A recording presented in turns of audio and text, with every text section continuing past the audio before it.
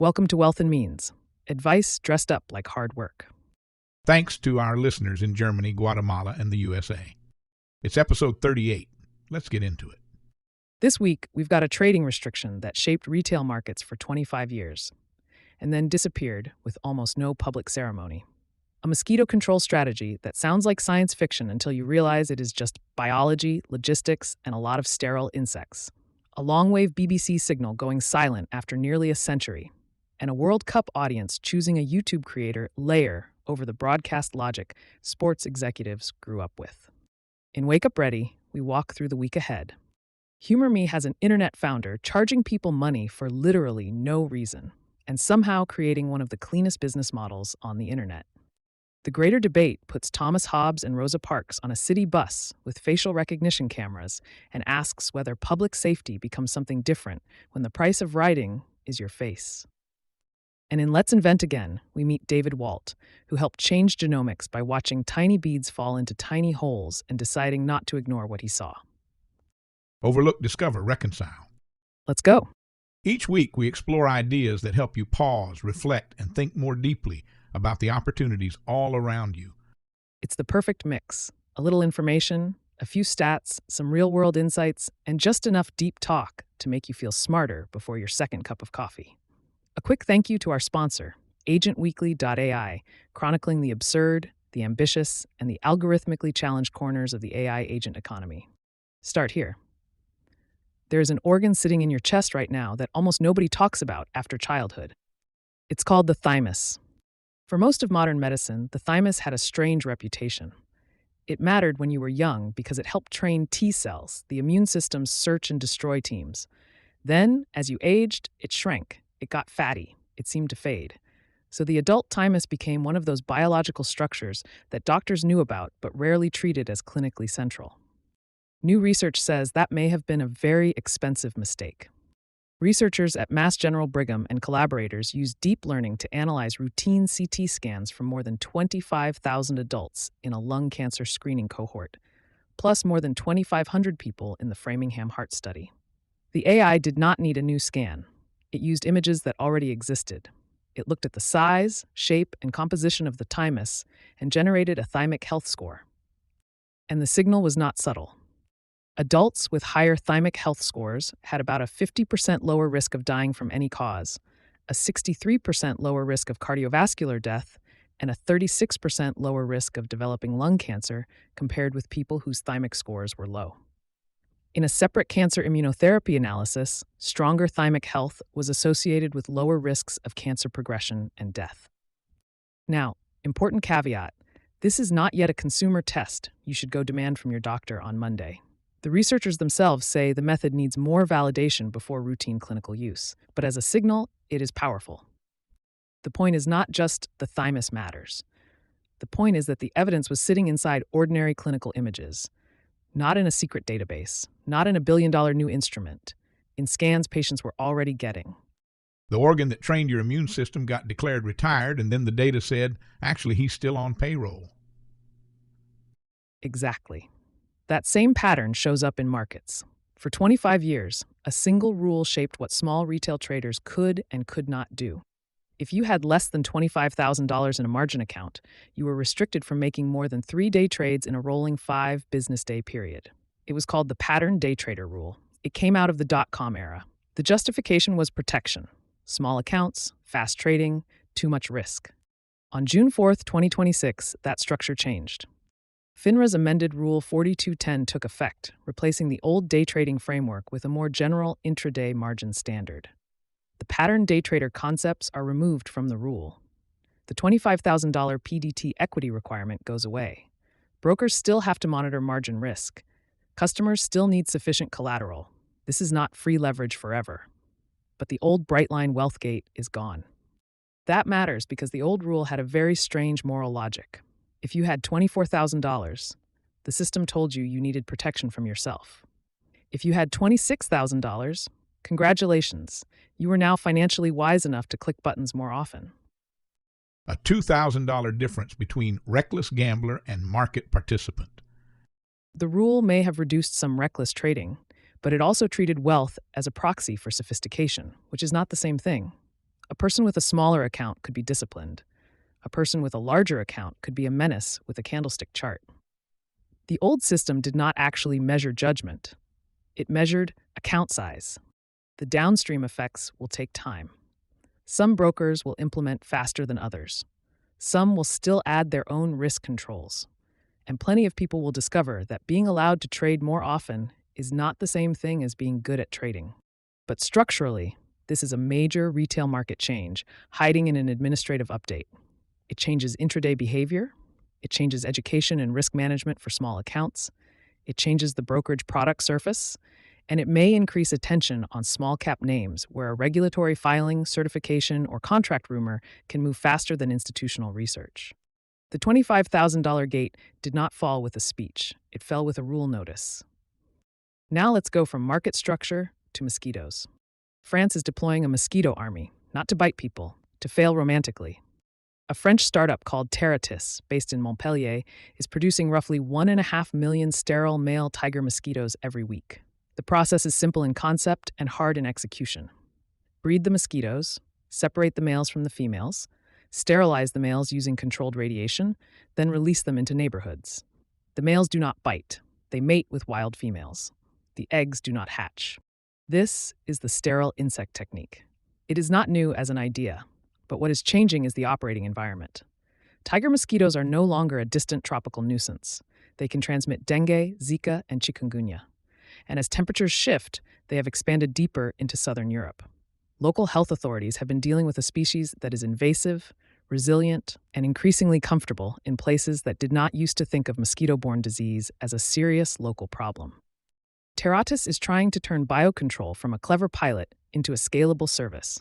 The company plans to increase production dramatically over the next couple of years. If that works, you are not just watching a public health experiment. You are watching a possible new operating model for pest control. Less chemical spray, more biological logistics. It is pest control as a supply chain. The product is a mosquito whose business model is reproductive disappointment. That is the cleanest version. And the second-order question is bigger than one French city. If climate change pushes disease vectors into wealthier temperate regions, the market for mosquito control changes. If pesticide resistance keeps rising, the toolkit has to change. And if non-GMO sterile insect release works at commercial scale, then agriculture, public health, and municipal services all get a new option. The mosquito was already there. The disease risk was already there. The new thing is that Europe is starting to treat it like infrastructure. Now to Vietnam, where the story is not hidden in data or biology, it is hidden in the ground. In Hưng Yên province, outside Hanoi, a Trump-branded golf and residential project has triggered intense controversy over land, graves, compensation, and diplomacy. The development has been reported as a roughly $1.5 billion project involving the Trump Organization brand and local Vietnamese partners. It covers a large agricultural area. And for some families, the land being cleared is not just farmland. It includes ancestral graves. That detail matters. In Vietnamese culture, ancestral graves are not just historical markers. They are part of family duty, memory, spiritual continuity, and respect for the dead. Moving a grave is not like moving a fence. It is an emotional and cultural rupture. Reports from the site describe families exhuming remains, marking graves, and wrestling with compensation that many residents say does not reflect the true loss of livelihood or memory. There is a temptation from a distance to file this under development dispute, but that phrase is too clean. This is what development looks like when it lands on people who experience the land as biography. A government may see investment. A developer may see a resort. A local family may see the place where grandparents and children are buried. One economy is pricing the land by the square meter. The other is pricing it by the ancestor. Yes, and the geopolitical layer makes it sharper. Vietnam has been navigating trade pressure, foreign investment, and its relationship with Washington. A luxury project tied to a sitting American president's family brand does not arrive in a neutral diplomatic vacuum. The core question is not whether Vietnam should build resorts or whether foreign investment is bad or whether all infrastructure conflict can be avoided.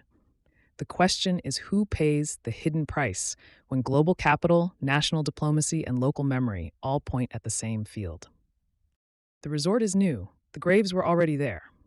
2 days ago, Venezuela was hit by major earthquakes in the north of the country. The reported magnitudes were severe, the damage is still being assessed, and the casualty figures have been moving as rescuers reach more areas. Early official numbers were lower. Later reports and modeling suggested the toll could climb sharply. That uncertainty is part of the story. In the first days after a major earthquake, the true damage is often invisible because the places most affected are also the hardest to count. But Venezuela's case is especially fragile because the earthquake did not hit a healthy system. It hit a country already weakened by years of economic collapse, infrastructure decay, migration, underfunded services, and political dysfunction. Hospitals were strained before the shaking started. Power and water systems were vulnerable before buildings cracked. Emergency response capacity was limited before the first rescue team reached the rubble. This is the part of disaster analysis that does not fit neatly into the magnitude number. A 7-point-something earthquake is a geological event. The disaster is what happens when that event meets buildings, roads, hospitals, politics, money, and trust. The earthquake is the shock, the damage is the balance sheet. Exactly. And for Venezuela, the balance sheet was already impaired. That creates 3 downstream concerns. First, humanitarian response. Search and rescue, trauma care, shelter, clean water, and logistics all matter immediately. Second, migration. If already vulnerable households lose homes, jobs, or access to basic services, regional migration pressure can rise. Third, energy. Venezuela's oil production is much smaller than it once was, but in a year where global energy markets are already sensitive to Hormuz disruption, every supply risk gets attention. So when you see earthquake coverage, do not only ask, what was the magnitude? Ask, what system did it hit? The fault line was geological. The vulnerability was already there. On June 3rd, the European Commission made a very blunt argument about technology dependence. The basic message was, Europe does not want critical digital infrastructure that someone else can switch off. That is the logic behind the EU's new tech sovereignty push, a package centered on cloud, AI, semiconductors, and strategic infrastructure. The proposals include a Cloud and AI Development Act and a CHIPS Act 2.0. The goal is to reduce dependence on foreign providers, especially in sensitive sectors, and build more European capacity in cloud services, data centers, AI infrastructure, and semiconductor production. The political phrase that cut through was the idea of a kill switch. Europe is looking at cloud dependence, foreign legal reach, chip supply chains, export controls, and geopolitical coercion, and asking a very direct question. If our hospitals, banks, border systems, energy grids, and public agencies run on someone else's digital stack, how sovereign are we? Cloud sovereignty sounds like a conference panel until someone asks who can turn your lights off. That's the point. This is not just Brussels trying to make another compliance framework. It is Europe reacting to a world where technology supply chains are now openly geopolitical. The US, China, and Europe are all learning that software, cloud access, chips, and AI models are not just economic assets, they are instruments of power. For US tech companies, the package is not necessarily an immediate revenue cliff. The proposals still need political negotiation. European alternatives will not appear overnight, and US hyperscalers are already creating localized, sovereign cloud offerings to adapt. But the direction of travel is clear. Procurement will become more political. Data residency will not be enough by itself. Ownership, legal compulsion, operational control, and supply chain exposure will all matter more. The old assumption was use the best global technology provider and optimize for cost, performance, and reliability. The new assumption is ask who controls the dependency when the relationship gets hostile. The dependency was already there. Europe is just naming it out loud. Now to the Pentagon, where the rules are trying to catch up to the weapons. On June 5th, the White House issued National Security Presidential Memorandum 11, directing the national security enterprise to accelerate the adoption of artificial intelligence. One part of that memorandum directs the Defense Department to update the policy governing autonomy in weapons systems within 90 days. That policy, DoD Directive 3000.09, is one of the central documents governing how the U.S. thinks about autonomous weapons. The question is not whether drones, sensors, algorithms, and AI-enabled targeting exist. They already do. The question is how much human judgment is required, where in the chain it sits, and who is accountable when a system makes or accelerates a lethal decision. At the same time, funding attention around autonomous systems is exploding. The Defense Autonomous Warfare Group, DAWG, has been tied to a proposed massive increase in fiscal year funding. Congressional concern is rising too. Senator Ruben Gallego pressed the Pentagon on the risks of rushing changes to autonomous weapons policy. Senator Mark Kelly has pushed language around human responsibility in the use of force. This is the doctrine gap becoming visible. The machines move faster than the rule book. Now the rule book is sprinting in combat boots. And that should make everyone slow down enough to think clearly. The strongest case for acceleration is real. Adversaries are building and deploying autonomous systems. Ukraine, Iran, the Red Sea, and drone-saturated battlefields have all shown that cheap, fast, networked systems can change the economics of conflict. The U.S. military cannot pretend the technology is theoretical.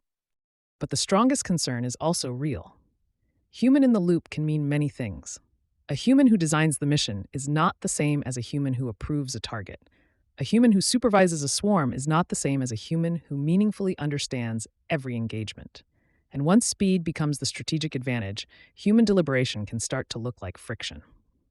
That is the uncomfortable part. In warfare, what gets called friction is often also what we call judgment. The autonomous system was already on the battlefield. The policy fight is whether the human stays there too. Here is one that happened today and is small enough that most people missed it. BBC Radio 4 longwave went silent. The 198 kilohertz longwave service ended on June 27th, bringing down the curtain on a broadcast lineage reaching back through nearly a century of British longwave radio. The reasons are practical: aging transmitters, declining usage, high maintenance costs, and replacement systems that made the old infrastructure harder to justify. Most listeners will be fine. Radio 4 still exists on FM, DAB, BBC Sounds, smart speakers, TV platforms, and the rest of the modern audio stack. For everyday listening, the transition is manageable. But longwave was not only an audio format. It was a kind of fallback architecture. It reached places where other systems were weaker: remote rural areas, ships, older receivers, odd corners of the country where digital infrastructure does not always behave perfectly. It was also connected to other legacy systems, including radio teleswitching used in some electricity meters. That is why the story got attention from resilience people. Not because everyone secretly wants to return to the warm hiss of analog radio, but because old infrastructure often provides backup value that does not show up in normal usage statistics.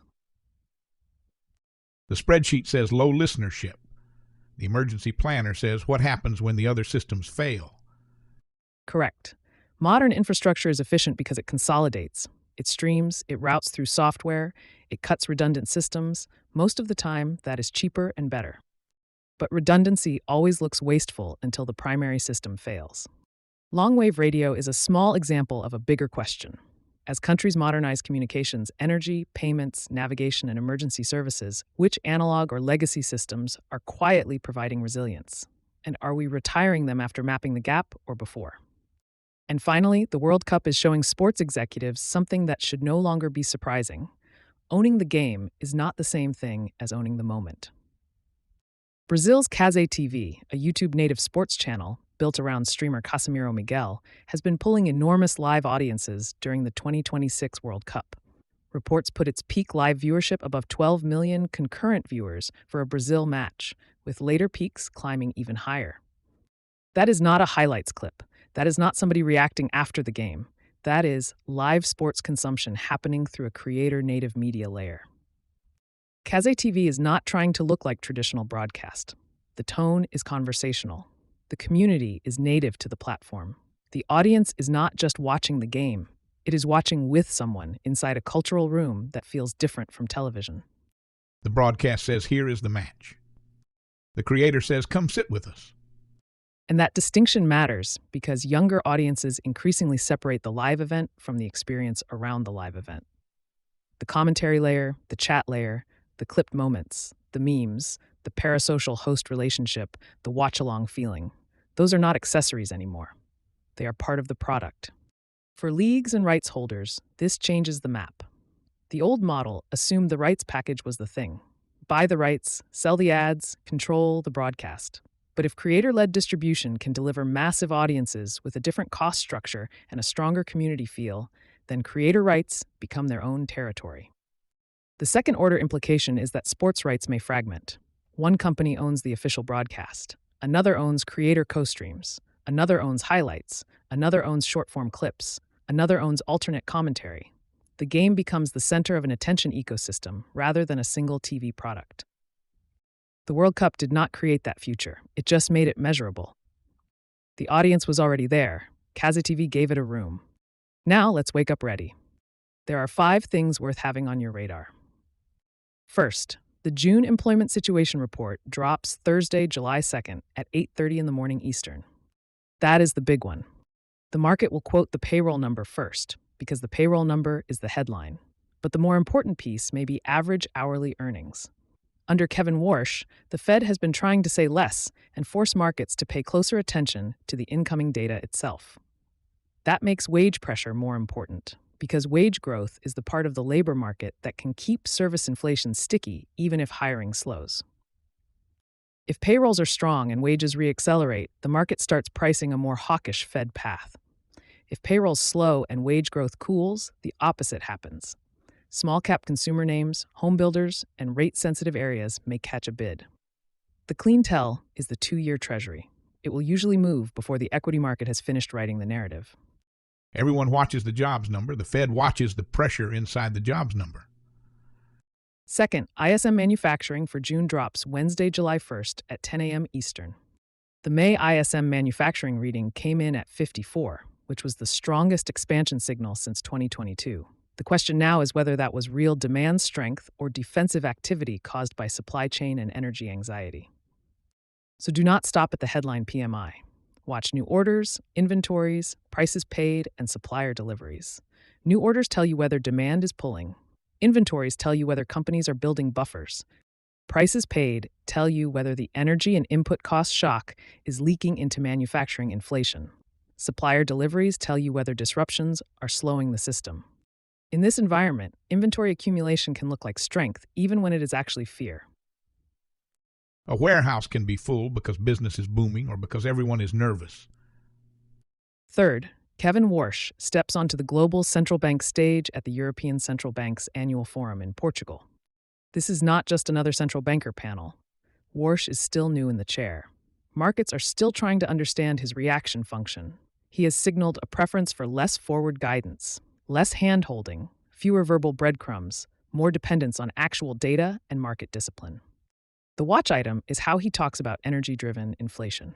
If he treats the Hormuz shock and related energy volatility as temporary, markets may stay calm.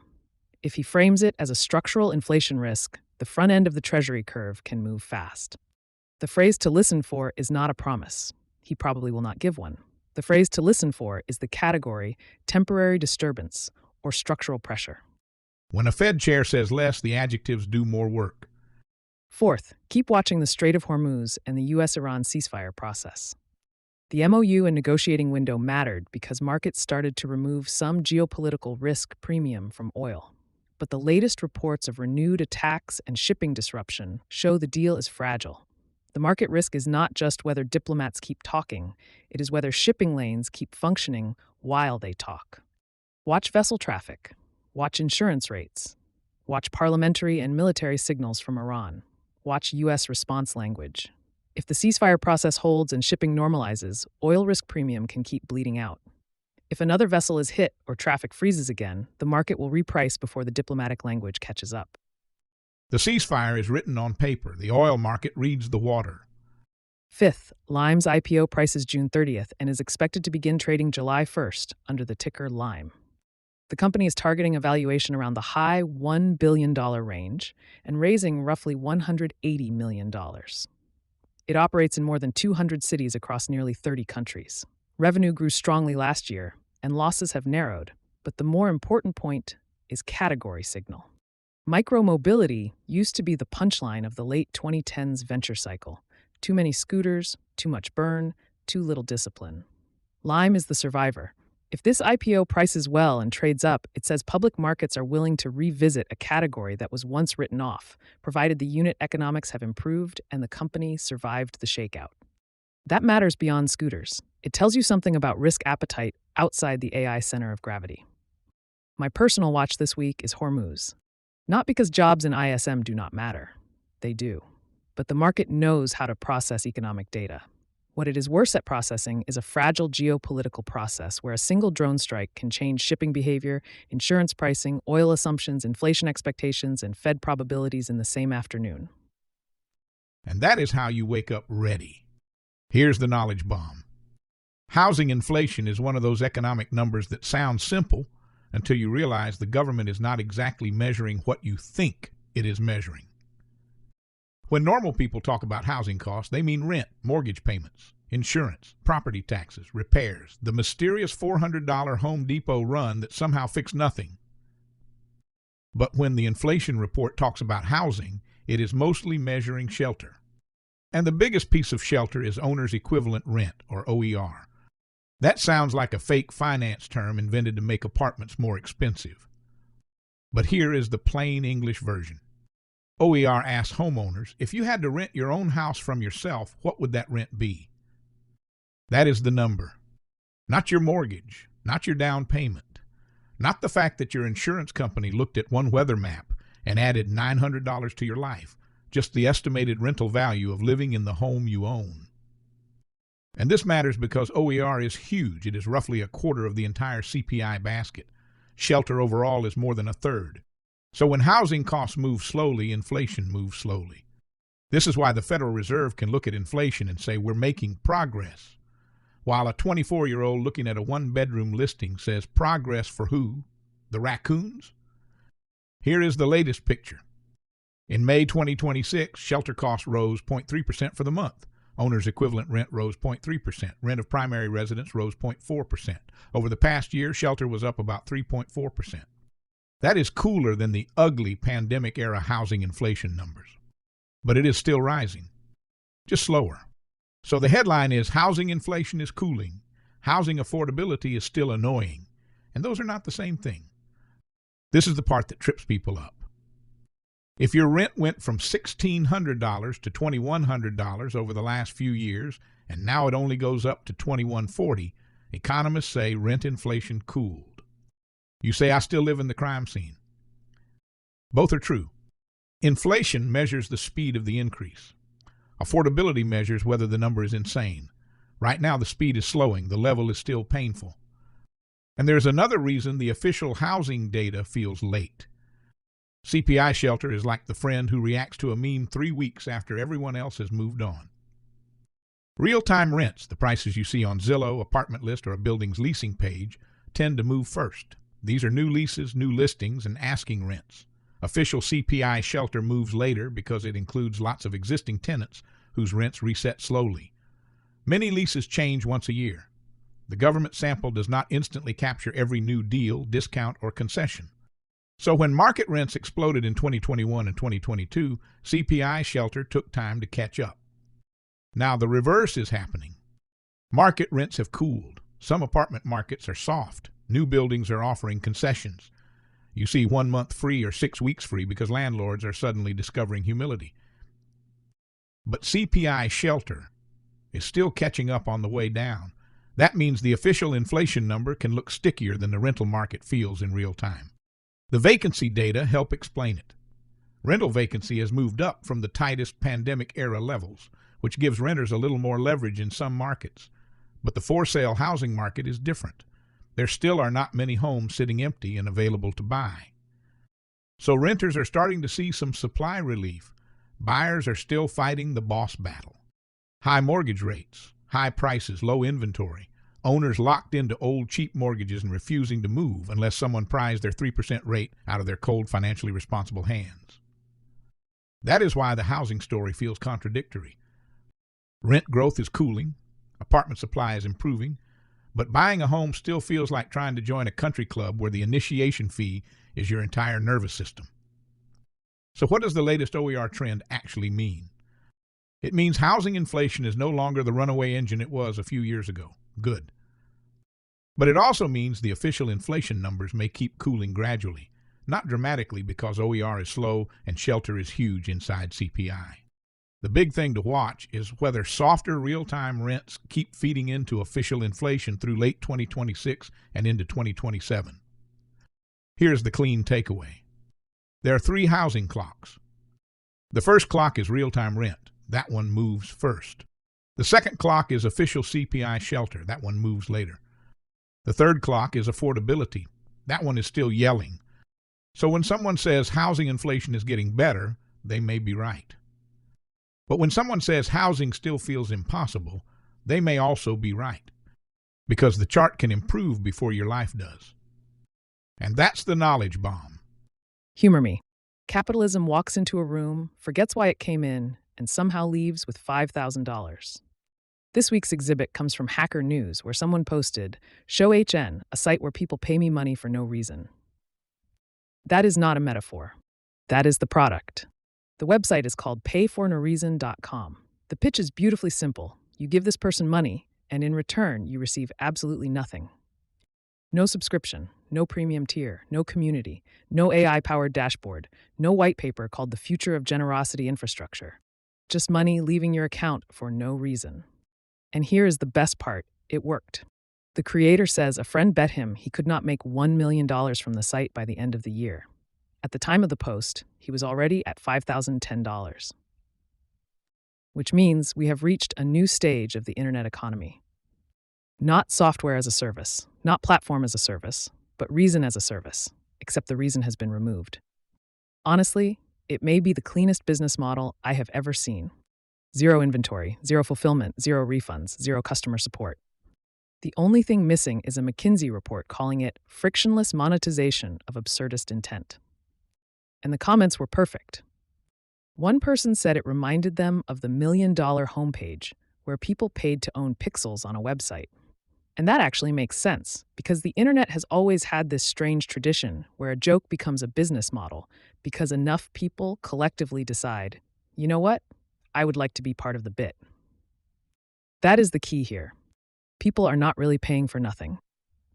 They are paying to be in on the joke, which, depending on your view of modern finance, is either charming or indistinguishable from several asset classes. A meme coin at least pretends there is a roadmap. This site has the courage to say, there is no road, there is no map, please enter your card number. Apparently, 2 people gave $1,000 each. The creator responded, I don't know what I did to deserve it. That may be the most honest founder update in history. Usually, when someone raises money online, there is a deck, a total addressable market, a mission statement, some line about democratizing access to something nobody asked for. Here, the founder thesis is, I made a button. You clicked it, we are both surprised. Someone asked how people even found the site. The answer was basically, I posted it a few places and got lucky. That is the whole growth strategy. No funnel, no content engine, no paid acquisition, just vibes, screenshots, and the collective internet impulse to say, this is stupid, I support it. Which is also how half of venture capital worked from 2020 to 2021. Then someone asked the obvious question, what are you going to do with the money? And the creator said, buy an apartment. Now suddenly the bit has stakes. Because at first, this is just internet nonsense. But then you realize, in a housing market where young people are priced out, debt is expensive, and affordability is a national crisis, someone looked at all the traditional paths, saving, investing, budgeting, career advancement, and said, what if I simply ask strangers to pay me for no reason? And somehow that may be one of the more efficient housing strategies currently available. It is a 20% down payment, but make it performance art. Of course, not everyone loved it. One commenter pointed out that this is not really for no reason anymore, because now there is a bet involved. People are paying to make the no less certain. Which is fair. Once there is a goal, a scoreboard, and a deadline, it becomes less like charity and more like a prediction market wearing a clown nose. Another commenter even joked about creating a site to bet on whether the site would pay out. And there it is, the derivatives market. First, someone makes money for no reason. Then, people bet on whether he will make more money for no reason. Then someone creates a market on the market. Then a newsletter explains the market. Then a podcast makes fun of the newsletter explaining the market. And now here we are. This is how civilization ends. Not with a bang, but with a striped checkout button labeled because it would be funny. But I will give the project this. It is radically honest. Most of the internet asks you to pay for something that is technically something, but emotionally nothing. A productivity app you abandon in 4 days. A paid community where everyone is promoting their own paid community. a course on building courses, a newsletter about monetizing newsletters. This site skips the ceremony. It says, there's no value proposition. There's no transformation. There's no hidden unlock. You are sending money because the joke improves when the number goes up. And honestly, that is cleaner than a lot of businesses. So congratulations to payfornoreason.com. You have built the purest expression of the modern economy, a product with no product, a reason with no reason, and a founder who is more confused by the revenue than the customers are. And somewhere, a venture capitalist is already whispering, can this scale? There are debates that stop your scroll, and there are debates that clear the dinner table. It's time for the greater debate. The bus has always been more than a bus. It is a box on wheels, sure. Fluorescent lights, vinyl seats, someone eating fries at 8:40 in the morning like civilization has no rules. But the bus is also one of the most important pieces of public infrastructure in America. It is how people get to work when they do not own a car. It is how kids get to school. It is how seniors get to the doctor. It is how a city quietly decides who can move, who can belong, and who has to ask permission. And that is why today's greater debate is not really about cameras. It is about the oldest question in politics. How much freedom do we give up to feel safe? On one side, Thomas Hobbes, philosopher of the Leviathan, the man who looked at human beings and basically said, without a strong sovereign, this whole thing turns into a knife fight at Costco. On the other side, Rosa Parks, whose most famous act of political defiance happened on a bus. Not in a courtroom, not on a battlefield, not in a Senate chamber. On a bus, in the ordinary public space where dignity was being rationed by law. And the issue before them is live facial recognition on city buses. Not sci-fi, not 10 years from now. The kind of thing cities are already debating and piloting. AI-powered cameras on buses that scan riders and compare faces against lists. Banned riders, missing persons, perhaps law enforcement watch lists. Supporters say this protects drivers, passengers, and vulnerable people. Opponents say this turns every bus ride into a biometric checkpoint. So let's begin. Thomas Hobbes walks onto the bus first. He looks at the camera. Because to Hobbes, this is the whole point of government. He says, look, the first job of the state is not to make you feel spiritually unmonitored. The first job of the state is to keep you alive. Before rights are poetry, before privacy is principle, before democracy has a newsletter and a tote bag, there has to be order. A bus driver should not have to be a hostage negotiator. A rider should not have to wonder whether the person stepping on the bus has already been legally banned for attacking transit workers. A missing child should not move through the city invisible to the systems that could find them. To Hobbes, the camera is not tyranny. The camera is the social contract finally getting software updates. His case is simple. If the city owns the bus, funds the bus, staffs the bus, and is responsible when violence happens on the bus, then the city has the authority to secure the bus. And if the bus already has cameras, Hobbes would ask, what exactly is the sacred difference between recording danger after the fact and detecting danger before it happens? He would say we already accept weaker versions of surveillance. CCTV on buses, cameras in stations, license plate readers, fare systems, security patrols. Facial recognition is not a new category of public control, he says. It is a faster tool for a job the public already expects the state to perform. He leans forward. You want public transit to work? Then it must be safe. Because the people most harmed by disorder are not the rich. The rich have garages. The rich have Ubers. The rich have a second car, a private school drop-off lane, and a ring camera watching the ring camera. If the bus becomes unsafe, the poor do not switch to luxury alternatives. They lose mobility. So Hobbes makes the case that facial recognition on buses is not anti-equity. It is pro-public infrastructure. The stronger the public system, the more ordinary people can rely on it. If AI cameras help prevent assaults, identify people banned for violence, locate missing seniors, find abducted children, or keep drivers from being forced into confrontations, then the sovereign is doing exactly what it exists to do. It is keeping the peace. And then Rosa Parks answers. Not loudly, not theatrically. That is the thing about this side of the debate. It does not need theatrical outrage because the stage itself is already loaded. Bus, a public bus. the exact place where the law once said you may ride, but only in your assigned humiliation. Parks looks at Hobbes and says your theory assumes the sovereign is neutral. History says otherwise. Because in 1955 the bus was safe for some people and controlled for others. The law did not merely fail to protect black riders. The law organized their degradation. The state did not show up as chaos prevention. The state showed up as a seating chart. And this is where Parks breaks the debate open. She says, you keep talking about the social contract. But a contract is not legitimate when one side never truly consented. If public systems are built on unequal power, then order can become the polite word for domination. That is the danger of putting facial recognition on buses. Not because every camera is Bull Connor. Not because every transit official is trying to recreate Jim Crow with a software vendor and a procurement memo. The danger is more modern than that.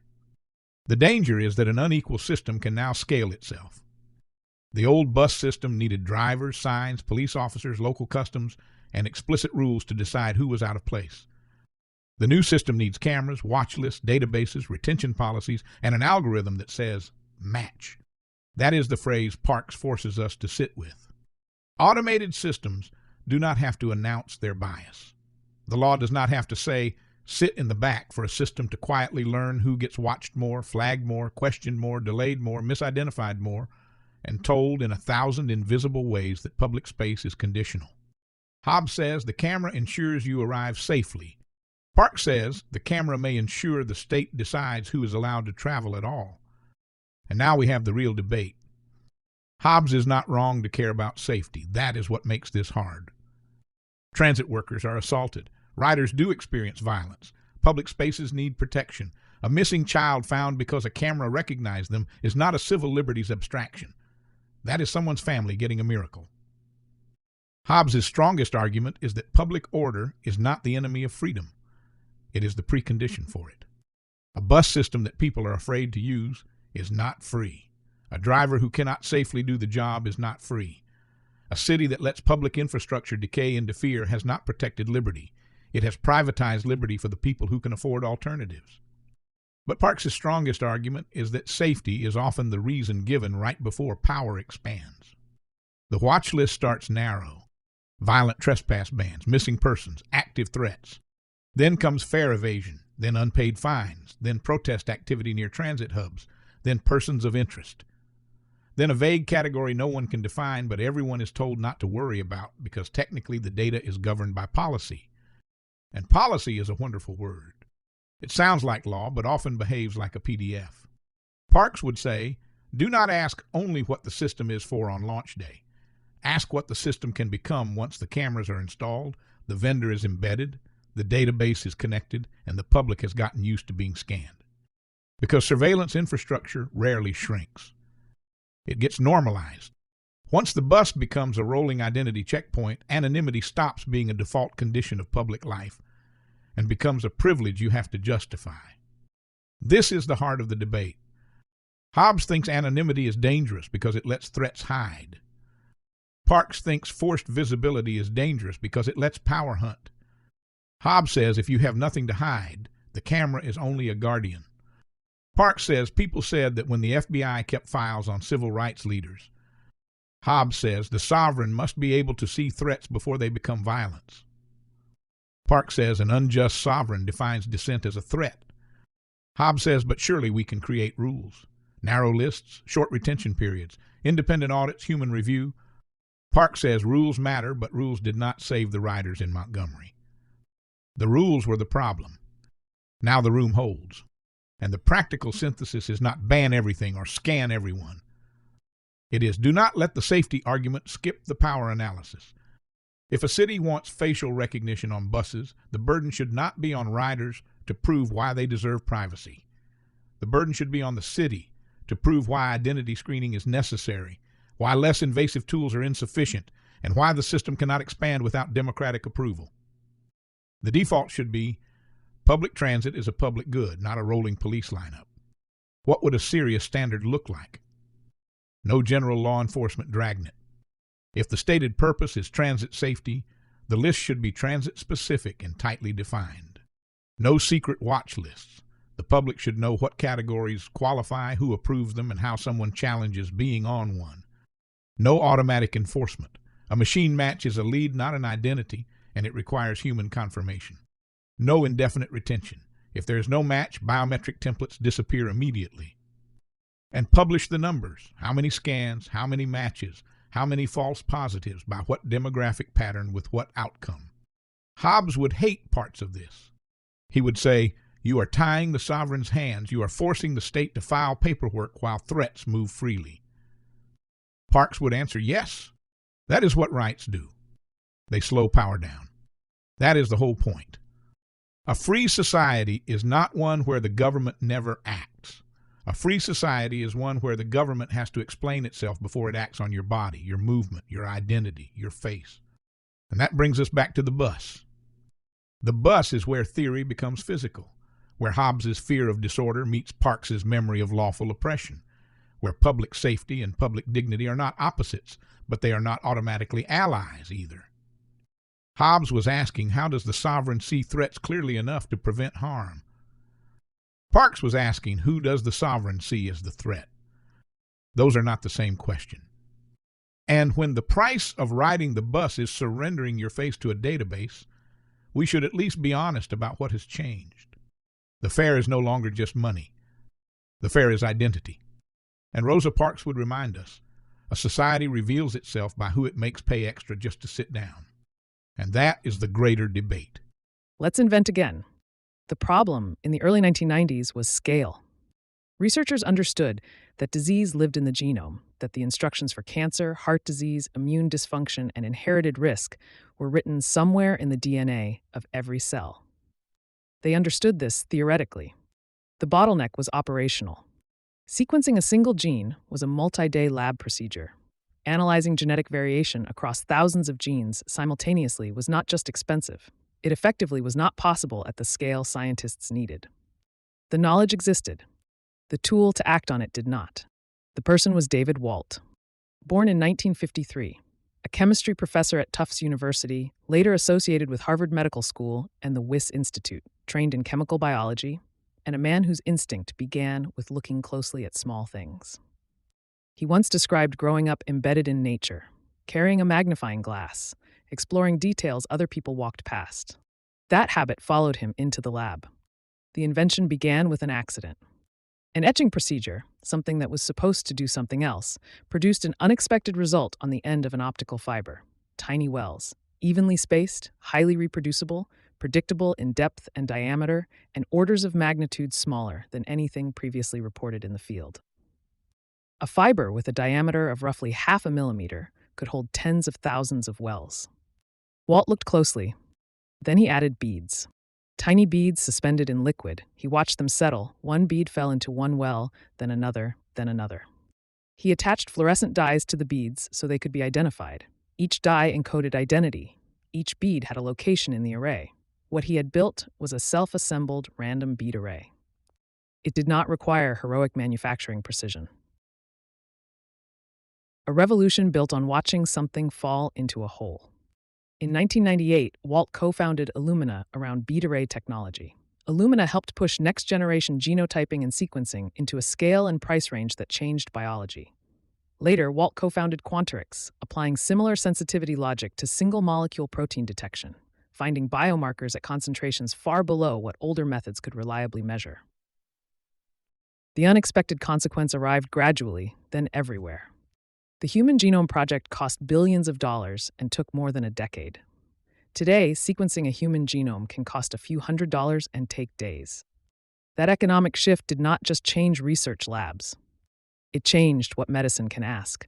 Can we estimate genetic risk before symptoms? Can oncologists match therapies to tumor biology? Can liquid biopsies detect cancer DNA circulating in blood before a tumor becomes visible?